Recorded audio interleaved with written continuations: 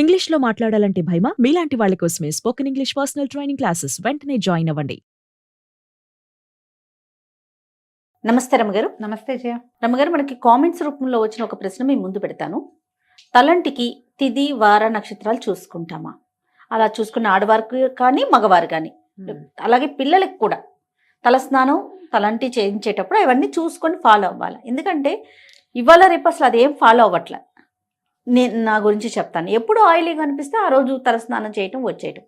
కొన్ని పండగలు పర్వదినాలప్పుడు ప్రత్యేకించి చెప్తారు, ఈరోజు ఆయిల్ పెట్టుకునే చేయాలి, ఈరోజు అసలు ఓన్లీ తల మీదే పోసుకోవాలి తప్ప ఆయిల్ పెట్టుకోకూడదు.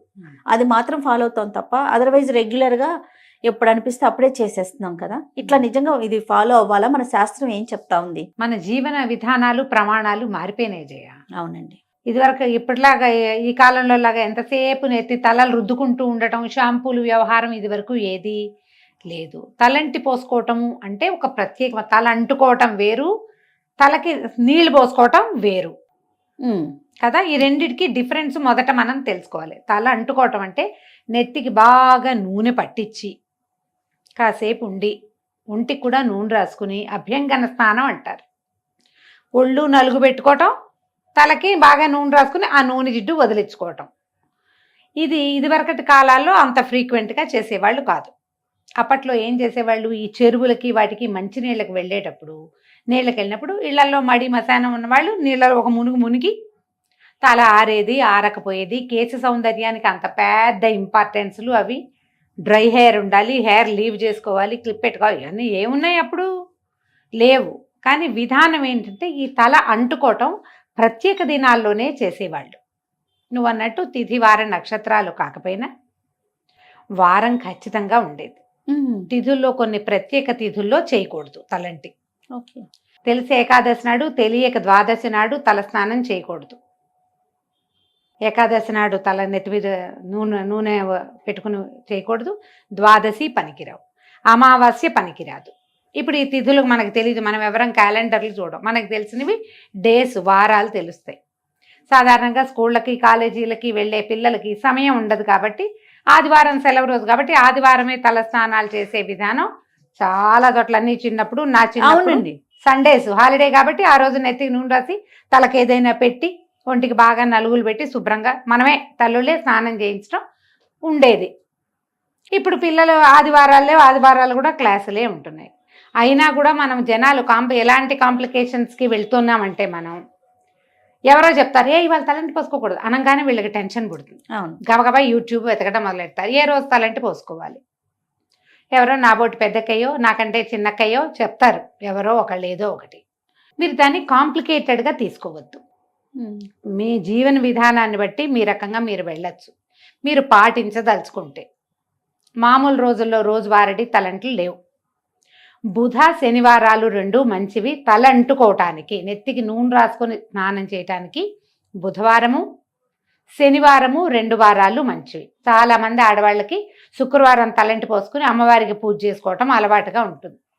నిజానికి శుక్రవారం తలస్నానం చేస్తే లక్ష్మీదేవికి శిరోభారం అని కొన్ని ప్రాంతాల్లో చెప్తారు. లక్ష్మీదేవికి శిరోభారం వస్తుంది, శుక్రవారం తలంటి పోసుకోకూడదు అని. పూజ చేసుకుంటాం కాబట్టి తలంటి పోసుకోకపోతే ఎలా అని కొంతమంది అడుగుతారు. మీ ఇష్టం, అందుకే చెప్తున్నా ఈ మాట. మీ అలవాటు, మీ ఇంట్లో పద్ధతి, మీ అత్తగారో అమ్మో చెప్తారు, ఫాలో.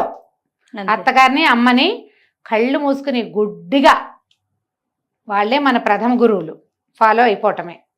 మీరు అది కాకుండా ఇంకా ఏమిటో మీరు తెలుసుకోవాలనుకుని మీరే అత్తగారయ్యి ఒక విధానాన్ని సెట్ చేయదలుచుకుంటే బుధ శనివారాలు మంచివి. ఇవి కాకుండా పండుగలు, దానికి తిథి వార నక్షత్ర నియమం లేదు.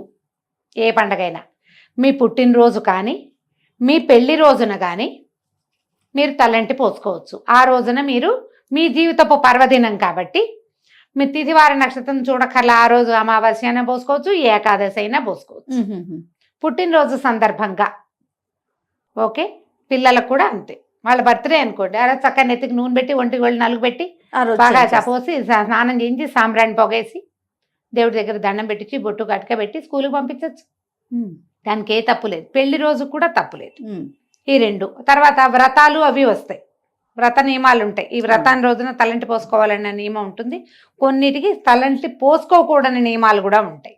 వ్రతాల్లో కూడా ఉన్నాయి కొన్నిటికి రమ్మగారు. నెత్తి తల అంటకూడదు, ఊరికే తల ఆ. తడుపుకోవాలి, నెత్తి మీద అవునవును, పోసుకోవాలి. అవునవును.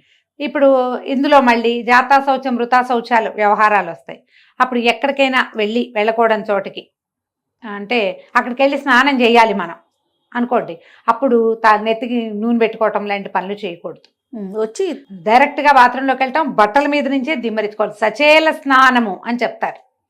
ఎవరింటికైనా పలకరింపుకి 10 రోజుల లోపల కానీ అక్కడే భరణించిన సమయంలో కానీ మీరు వెళ్తే వచ్చాక ఇక బట్టలు విప్పి పక్కన పెట్టడం, మూల పెట్టడం ఏం లేదు. సచేల స్నానమే చేయాలి. నెత్తి మీద నుంచి బట్టలన్నీ తడిసిపోయేలాగానే స్నానం చేయాలి. అప్పుడు తిదివార నక్షత్ర నియమం లేదు, నెత్తి పోసుకోకూడదు కదా, అలా ఆలోచించకండి.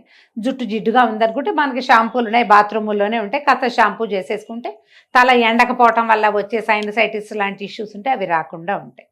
చిన్న పిల్లలు ఉన్నప్పుడు ముందు వారం అంతా కొద్దిగా నూనెలేవో పెడతాం, ఆదివారం చేసేయండి. మామూలుగా ఏంటంటే ఏం చెప్తారంటే ఆదివారం అంత మంచిది కాదు అంటారు. అందుకని మా వాళ్ళు ఏం చేసేవాళ్ళు అంటే రోజువారీ నూనె పెట్టేవాళ్ళు. ఆదివారం స్పెషల్ నూనె ఫీలింగ్ ఉండేది కాదు. అదే తల ఎలాగూ జిడ్డుగా మురిగ్గానే ఉంటుంది. అలాగే జిడ్డుగానే వెళ్ళేవాళ్ళం స్కూళ్ళకి, టైట్గా 2 జళ్ళు వేసుకుని మొహాల మీదకి నూనె గారుకుంటూ రిబ్బన్లతోటి. మీరు వేసుకున్నారా? 10th క్లాస్ దాకా 2 జళ్ళు వేసేది మా అక్క. ఇక్కడ దాకా చొక్కాలు, ఇక్కడ బ్లౌజులన్నీ జిడ్డుగా అయ్యేవి ఆ నూనె జిడ్డుతోటి. ఇలాగే చేస్తూ మీరు ఇందులో తలంటు పోసుకోవటం వేరు, తల స్నానం చేయటం వేరు. మీకు ఏదో జిడ్డు ఇబ్బంది, ఎక్కడికైనా వెళ్ళాలి, ఇంకా నెత్తికి నూనె పెట్టుకోవద్దు, వాష్ చేసుకోండి షాంపూతో, సరిపోతుందిగా. అంతే. అదే ఆలోచించండి. ఇప్పుడు మనకు అసలు నూనె రాసుకునే అలవాటే లేదు, కొంతమందికి ఉండదు. ఇది కొంచెం అంత హెల్దీ కాదు.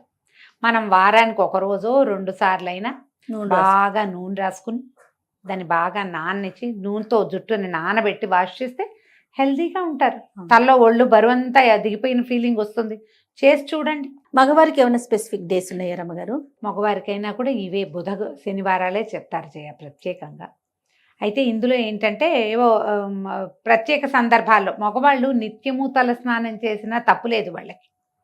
ఆడవాళ్ల విషయంలో పుణ్యస్త్రీ అయితే భర్తలు వివాహితలు రోజువారీ తల స్నానాలు అవి చేయటము, అంతసేపు తల స్నానం చేయటం అది నియమంగా వీళ్ళకి ఉండదు.